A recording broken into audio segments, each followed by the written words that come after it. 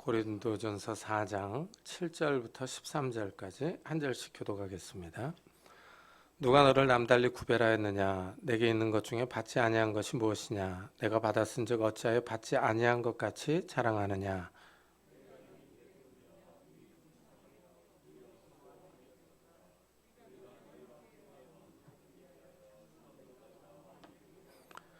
내가 생각하건대 하나님이 사도인 우리를 죽이기로 작정된 자 같이 끄트머리에 두셨음에 우리는 세상 곧 천사와 사람에게 구경거리가 되었노라.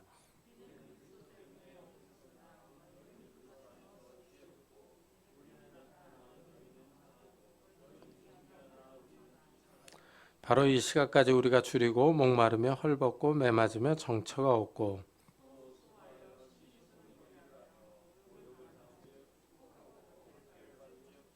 다 같이 비방을 받은 즉 권면하니 우리가 지금까지 세상의 더러운 것과 만물의 찌꺼기가 되었도다. 아멘. 오늘 말씀에서 사도 바울은 고린도 교회 성도들과 사도들을 대조하여 말하고 있습니다. 먼저 바울은 이제 고린도 교회 성도들에게 이렇게 질문합니다. 누가 너를 남달리 구별하였느냐? 내게 있는 것 중에 받지 아니한 것이 무엇이냐? 내가 받았은즉 어찌하여 받지 아니한 것 같이 자랑하느냐? 하고 질문합니다.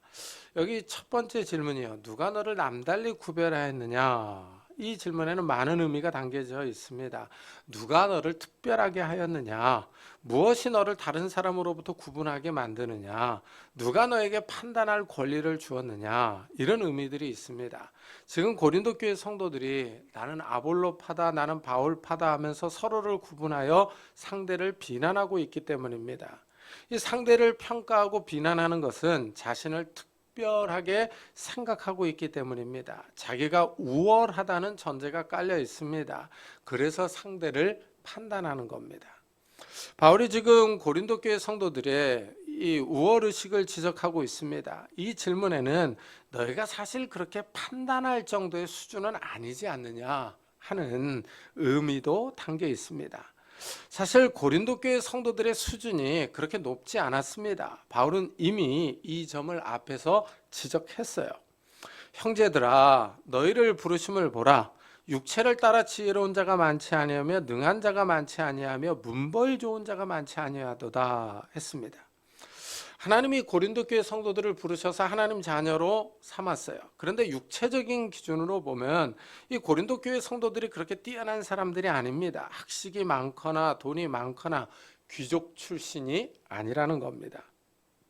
그런데 지금 이 사람들이 자기 출신과 신분을 잊어버리고 하나님께서 그들에게 베푸신 은혜를 잊어버리고 사도들을 평가하고 있습니다. 이 사도 바울이 볼 때는 좀 가짜는 겁니다. 사도 바울은 태어날 때서부터 좀 신분이 높았습니다. 이 태어나면서부터 로마 시민권을 가지고 있었어요. 그 당시 최고 학식을 자랑하는 가말리엘 문화에서 교육을 받았습니다. 돈이 많은 집안 출신입니다. 바울은 세상적인 기준으로 평가해도 꿀릴 이유가 없습니다. 그런데 고린도 교회 성도들이 지금 바울을 평가하며 비판하고 있습니다. 바울이 볼 때 좀 어이가 없죠. 이래서 누가 너를 남달리 구별하였느냐? 내게 있는 것 중에 받지 아니한 것이 무엇이냐? 내가 받았은즉 어찌하여 받지 아니한 것 같이 자랑하느냐? 하고 질문합니다. 이 고린도 교회 성도들이 지금 소유하고 있는 신앙이에요. 이 신앙은 다 받은 겁니다. 사도 바울이 먼저 하나님의 말씀을 전해 주었습니다. 그 후에 아볼로와 베드로가 와서 이들을 교육해 주었습니다. 사도들에게 다 배웠습니다. 그런데 지금 오히려 자기들을 가르쳐준 사도들을 평가하며 비판합니다. 아볼로는 이렇다 저렇다, 바울은 이렇다 저렇다 하면서 입방아를 찍고 있습니다. 학생이 선생을 평가하며 비난하는 꼴입니다. 바울의 설교가 이렇다 저렇다 하고 평가할 수 있는 기준을 사실 바울과 아볼로가 가르쳐준 겁니다. 고린도 교회 성도들이 지금 소유하고 있는 지식은 다 배운 겁니다. 그런데 지금 그 지식을 가지고 선생들을 판단하며 자랑하고 있습니다. 스스로 똑똑하다고 말하는 겁니다. 이 사람은 다 부모의 도움을 받고 자랍니다. 그런데 다 커서 성인이 되면은 마치 자기 혼자 힘으로 큰 것처럼 말하는 사람이 있습니다. 어린아이 때부터 자기가 분유 타먹고 빨래하고 혼자 컸다, 뭐 이런 식으로 말하는 사람이 있어요. 부모가 들으면 어이가 없습니다. 이 핏덩이를 키워놓았더니 키워준 은혜는 다 잊어버리고 막말을 하고 있는 겁니다. 이래서 바울이 지금 이런 점을 지적하고 있습니다. 고린도 교회 성도들이 다 컸습니다. 너희가 이미 배부르며 이미 풍성하며 우리 없이도 왕이 되었도다. 우리가 너희와 함께 왕노릇하기 위하여 참으로 너희가 왕이 되기를 원하노라. 그러죠?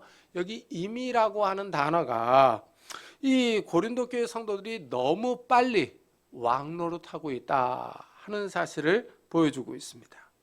이 왕이 되었다라는 거야. 이거는 판단하는 거죠. 판단하고 있다는 의미입니다. 고린도 교회 성도들이 바울, 아볼로, 베드로를 판단하고 있습니다. 지도자들이 없어도 상관없다는 거예요. 이 고린도 교회 성도들은 이미 왕이 되어 있습니다. 여기서 고린도 교회 성도들의 마음가짐을 볼 수 있는 거예요. 이들은 이미 부풀어 올라 있어요. 마음이 교만하게 되어 있습니다. 이 교만이 큰 죄죠. 이 마음이 풍선처럼 부풀어 올라서 모든 사람을 판단하려고 합니다. 제자가 선생을 판단하는 꼴입니다. 저도 이제 학교에서 학생들을 가르칩니다. 간혹 재수 없는 학생이 있어요. 혼자 다 아는 척하면서 건방을 떱니다. 혼자 뛰어난 것처럼 말을 해요. 시험을 보고 나서 자기는 A프를 맞아야 되는데 왜 점수를 이것밖에 안 주셨느냐 하면서 저에게 와서 따져요. 막 학생이 생각할 때는 아주 잘 쓴 것 같습니다. 그러나 제가 볼 때는 논리가 맞지 않아요.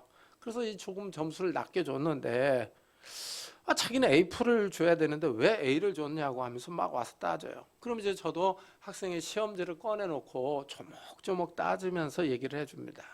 그럼 이제 나중에 학생이 기가 죽어서 가요. 혼자 대단한 척하는 학생입니다. 바울이 볼 때 고린도 교회 성도들이 지금 이런 상태예요. 왕처럼 모든 것을 판단하고 있습니다. 그러나 사도 바울은 우리와 함께 왕노릇하기를 원합니다. 이 사도인 바울과 아볼로, 베드로를 인정해 주기를 바라고 있는 거예요. 사도들에게 합당한 예의를 보일 것을 주문하고 있는 겁니다. 여기서 이 왕노릇이라고 하는 단어가 아주 인상적이에요. 예수님이 오시면 성도들은 예수님과 함께 왕노릇을 할 겁니다. 예수님은 두아디라 교회에게 이렇게 약속합니다. 이기는 자와 끝까지 내 일을 지키는 그에게 만국을 다스리는 권세를 주리니 하고 말씀합니다. 끝까지 신앙의 싸움을 싸워서 이기는 성도들에게 만국을 다스리는 권세, 이 왕노릇할 권세를 주실 것을 약속을 해요. 그런데 여기서 우리가 주목해야 할 단어는 끝까지입니다. 이기는 자와 끝까지 내 일을 지키는 그에게 이 만국을 다스리는 권세를 준다 그래요. 그러니까 예수님이 이 끝까지라고 하는 표현에는 예수님이 오실 때까지를 의미하든지 혹은 개인이 죽어서 천국에 가든지 이것을 포함하고 있는 겁니다. 그런데 고린도 교회 성도들은 이미 왕노릇을 하고 있어요. 아직 자기가 죽어서 천국에 간 것도 아니고 그 예수님이 오셔서 우주적인 종말이 온 것도 아닙니다. 그런데 이미 왕노릇을 하고 있는 거예요. 이게 문제죠. 사도 바울이 지금 이 점을 지적해주고 있습니다. 아직 왕노릇할 때가 아니라는 거죠. 아직입니다. 그런데 고린도 교회 성도들은 이미 자랑하고 있어요. 너무 빨리 샴페인을 터뜨리고 있습니다. 너무 빨리 승리에 도취되어 있습니다. 아직 신앙의 싸움이 끝나지 않았어요. 아직 갈 길이 멉니다. 하지만 고린도 교회 성도들은 안심하고 있습니다. 너무 안일한 태도로 일관합니다. 마치 따놓은 승리처럼 행동하고 있어요. 사도들이 없어도 된다는 식으로 행동하고 있습니다. 사도들 없이 신앙의 싸움을 끝까지 싸울 것처럼 말하고 있습니다. 교만한 말과 행동을 보이는 거죠. 어린아이가 어머니 없이 분유 타먹고 빨래하고 자란 것처럼 행동을 하고 있습니다. 바울은 고린도 교회 성도들의 문제점을 지적했습니다. 그리고 고린도 교회 성도들에게 무시받는 사도들에 대해서 이렇게 얘기를 합니다. 내가 생각하건대 하나님이 사도인 우리를 죽이기로 작정된 자 같이 끄트머리에 두셨으니 우리는 세계 곧 천사와 사람에게 구경거리가 되었노라. 그렇죠? 그래서 이 바울 사도가 자기들을 얘기를 하는데 구경거리가 됐다 그러죠. 이 말이 상당히 인상적이지 않습니까? 이 사도는 예수님의 십자가와 부활을 증거하는 사람들이에요. 그런데 하나님이 사도들을 죽이기로 작정된 자 같이 끄트머리에 두셨다 그럽니다. 로마 시대에 로마 군인들이 전투에서 승리한 후에 퍼레이드를 합니다. 이때 전리품과 포로들을 끌고 와요. 모든 사람들이 포로를 구경합니다. 이들은 죽임을 당하거나 노예로 팔려갈 사람들이죠. 사람들이 다 포로들을 구경합니다. 마치 전쟁에 져서 끌려가는 포로들처럼 사람들의 구경거리가 되었다고 말합니다. 복음의 사역자들이 세상과 천사와 사람들의 구경거리가 되었습니다. 복음을 전하다가 비난을 받고 핍박을 받습니다. 사람들이 다 구경하는 거예요. 사도들이 수치와 모욕을 당합니다. 사실 사도들은 잘못한 것이 없습니다. 도둑질한 것도 아니고 다른 사람의 것을 빼앗은 것도 아닙니다. 그런데도 중범죄인 취급을 받습니다. 사도들이 이 세상에서 아주 불쌍한 자들입니다. 복음 전하는 사람들이 구경거리가 됩니다. 이렇게 바울은 복음을 위하여 부름받은 사도들에 대해서 말하면서 고린도 교회 성도들과 비교하는 거예요. 이렇게 고난받는 사도들을 도와주지는 못할 망정 지금 고린도 교회 성도들이 판단하며 비난하고 있기 때문입니다. 우리는 그리스도 때문에 어리석으나 너희는 그리스도 안에서 지혜롭고 우리는 약하나 너희는 강하고 너희는 존귀하나 우리는 비천하여 하고 말합니다. 사도들은 그리스도의 복음 때문에 어리석은 자들이 되었습니다. 세상 사람들의 구경거리가 되었습니다. 세상 사람들이 어쩌다 저 사람들이 저렇게 어리석은 일을 할까 하는 소리를 합니다. 사도들은 사람들의 손가락질과 비난을 듣습니다. 그러나 고린도 교회 성도들은 그리스도 안에서 아주 지혜롭습니다. 사도들을 판단하며 자신들을 특별한 사람으로 생각합니다. 하나님의 특별한 사랑을 입은 자로 착각합니다. 사도들과 고린도 교회 성도들의 입장이 완전히 상반됩니다. 사도들은 약합니다. 그러나 고린도 교회 성도들은 강합니다. 사도들은 비천합니다. 그러나 고린도 교회 성도들은 존귀합니다. 그리스도 안에서 이미 승리한 자들이 되었습니다. 그러나 사도들은 여전히 복음 때문에 고난을 겪으며 비난당하고 있습니다. 고린도 교회 성도들이 사도들에게 힘이 되어야 하는데 전혀 그렇지 못하고 있습니다. 이 바울은 그리스도를 위하여 복음을 위하여 당하는 고난을 이렇게 나열하고 있습니다. 바로 이 시각까지 우리가 줄이고 목마르며 헐벗고 매맞으며 정처가 없고 또 수고하여 친히 손으로 일을 하며 모욕을 당한 즉 축복하고 박해를 받은 즉 참고 비방을 받은 즉 권면하니 하고 말합니다. 여기 보니까 이 사도들이 기본적인 생활도 못하고 있습니다. 먹을 것이 부족하고 마실 물이 없습니다. 입을 옷도 부족합니다. 경제적인 어려움을 겪습니다. 이 복음을 전해서 돈을 버는 것은 아닙니다. 당연히 경제적인 어려움이 있습니다. 이것은 오늘날도 마찬가지입니다. 제 친구 목사 가운데 한 사람은 신학대학원을 졸업하고 전도사 사역을 하다가 교회에서 이제 부조리한 모습을 봤습니다. 그러니까 이제 젊은 혈기에 에이 전사 사역을 그만둬야겠다 하고 전사 사역을 그만두고 나가서 돈을 벌었습니다. 작은 문구점을 해서 집도 장만하고 먹고 살만합니다. 그러다가 이제 나이가 들어가지고 다시 소명을 받고 목회를 시작을 했습니다. 개척을 했으니 당연히 경제적인 어려움이 있습니다. 그래서 이 친구가 집 한 채 있던 거를 다 팔아가지고 교회를 섬기는 데 다 헌신을 했습니다. 저와 자주 이제 같이 식사도 하고 교제를 나눕니다. 제가 볼 때는 주를 위해서 집을 바쳤으니 하늘나라의 상급이 클 거라고 제가 이 위로를 해줍니다. 이 목회는 돈 버는 직업이 아니니 당연히 경제적인 어려움이 있습니다. 그런데 사도들은 여기서 더 나아가 매를 맞습니다. 복음 때문에 감옥에 갇히고 매를 맞습니다. 도둑질을 한 것도 아니고 강간 미수범도 아니고 다른 사람을 때리지도 않았는데 죄인 취급을 받습니다. 이 사도들이 참으로 억울한 대우를 받습니다. 복음을 전하다가 비난을 당하고 모욕을 당합니다. 그렇지만 사도들은 참고 인내하며 도리어 축복하며 예수를 믿으라고 권면합니다. 그래도 우리나라는 종교의 자유가 있어서 좋습니다. 공산주의 국가나 이슬람 국가에서는 기독교를 전하다가 발각되면 감옥에 갑니다. 모든 재산을 압수당하고 사회에서 매장됩니다. 같은 21세기를 살아가고 있지만 아직도 이런 나라들이 있습니다. 이런 점에서 우리는 감사해야 합니다. 예수를 마음 놓고 믿을 수 있고 복음을 마음대로 전할 수 있는 나라에서 살아가는 것이 감사합니다. 바울은 자기를 비난하고 때리고 모욕하는 사람들에게 참고 권면하며 축복합니다. 근데 여기에 고린도 교회 성도들도 포함되어 있는 거예요. 그러니까 좀 억울하지 않겠습니까? 이 사도 바울이 예수님의 모습을 보여줍니다. 예수님도 십자가에서 자기를 못 박는 사람들을 용서해달라고 기도하셨습니다. 스데반 집사도 죽을 때 자기를 돌로 치는 사람들을 위해서 기도했습니다.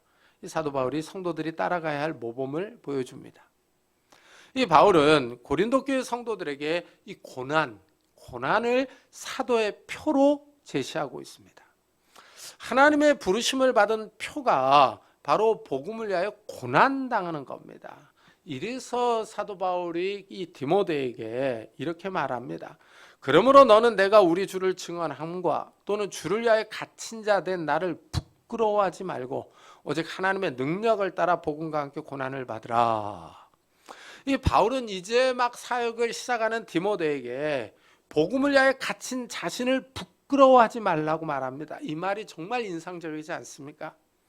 사람은 이 자기가 아는 사람에게 자기 지인을 소개할 때 좀 소개할 거리가 있는 이런 사람을 소개하기를 원합니다. 좀 잘 나가는 사람, 높은 지위에 있는 사람, 자랑할 것이 있는 사람을 소개하기를 원합니다.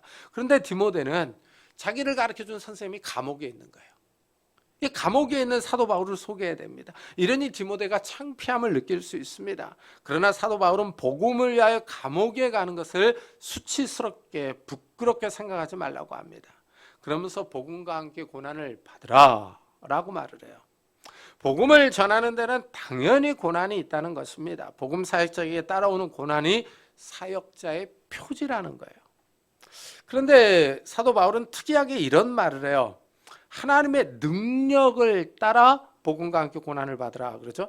이 하나님의 능력을 따라서 고난을 받으라는 거예요. 그러니까 이 고난을 받는 것도 하나님의 능력이 필요한 겁니다. 인간적인 힘과 인간적인 의지를 가지고 고난을 받으려고 하면 힘이 들어요. 뛰쳐나갑니다.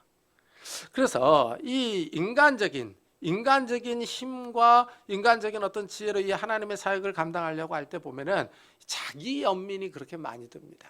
내가 뭐 하려고 이걸 하나. 그러면서 자기 연민이 많이 들어요. 그래서 자기 연민에 빠지면 자기가 한없이 불쌍합니다. 이러면 주의를 하기가 힘듭니다. 이 주의를 하다가 고난을 당하는 거야. 이거를 자랑스러워하고 기뻐해야 됩니다. 부끄러워하지 말아요. 이게 사도의 표다. 복음 전하는 사람의 표다라고 말을 하고 있어요.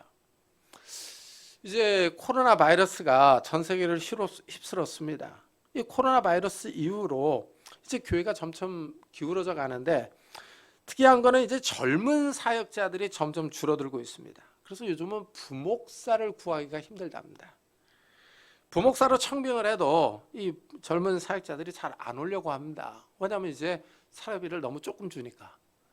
이 물가는 오르고 집값은 세고. 근데 이제 교회는 자꾸 이제 이 코로나 때문에 동영상 편집 일도 해야 되고 일이 많아지고. 그러니까 이제 점점 이 젊은 교육자들이 목사를 안 하려고 하는 거예요. 그래서 지금 이제 뭐 중대형 교회에서 부목사 모집한다고 광고를 해도 이 부목사들이 안 온다고. 그래서 여기저기서 지금 이 부목사 좋은 사람 있으면 소개해달라고 막 그럽니다. 참 이 젊은 사역자들이 왜 목사를 안 하려고 하겠습니까? 신학대학원을 다 졸업하고 목사 안수를 받고 고난당한 게 싫은 거죠. 고난당하는 것이 싫은 겁니다. 이 말은 곧 이 하나님의 능력이 약해지고 있다는 거예요. 하나님의 나라를 사모하며 하나님의 은혜 가운데 있으면은 이 고난당하는 것을 기쁘게 여기며 부끄럽게 생각을 하지 않는데 그리고 자기의 가정보다는 하나님의 나라와 하나님의 교회를 먼저 생각하는데 이 은혜가 없으니까 이제 이 하나님 나라에 대한 이 소망이 식어지니까 이게 지금 돈 벌러 나가는 겁니다. 한국 교회가 정말 약해지고 있다라는 이 모습이 여기저기서 나오고 있는 거죠. 참 이 사도 바울이 말하는 게 너무 좀 흥미롭지 않습니까? 주를 위하여 갇힌 자 된 나를 부끄러워하지 말고 오직 하나님의 능력을 따라 복음과 함께 고난을 받으라. 그렇죠? 이거는 사역자들뿐만 아니라 예수를 믿는 모든 사람들에게 해당이 되는 거죠. 예수를 믿고 복음을 증거할 때 이 고난을 받을 수 있어요. 사람들의 비난과 모욕을 당할 수 있습니다. 이럴 때 부끄러워하거나 창피할 것이 아니라는 거죠. 하나님의 영광을 바라보면서 하나님 나라를 위하여 고난당하는 것을 기뻐하라는 거죠. 정말 하나님의 교회를 위하여 헌신하며 희생하는 것, 이거를 기쁨으로 여기는 사람들이 하늘나라의 상급이 큰 거예요. 사도 바울이 이 고난당하는 것을 쭉 얘기를 해요. 이게 아주 인상적이지 않습니까? 이 그리스도 안에서 자기가 받은 복을 얘기를 하질 않아요. 그죠? 참 고난, 이 그리스도를 위해서 당한 고난을 많이 얘기를 해요. 참 이거는 사도 바울이 하나님의 영광을 바라보고 있다는 거예요. 하나님 나라를 사모하면서 이 고난 당하는 것을 두려워하지 않는다는 겁니다. 참 우리들에게도 이런 은혜가 있었으면 좋겠습니다. 정말 주를 위하여 헌신하며 정말 이 복음을 증거하고 이 예수를 믿다가 고난 당하는 것, 이거 수치스럽게 부끄럽게 생각할 것이 아니라 기뻐하며 자랑하며 정말 하나님의 나라를 사모하는 그런 성도님들이 되시기를 예수 그리스도의 이름으로 축복합니다.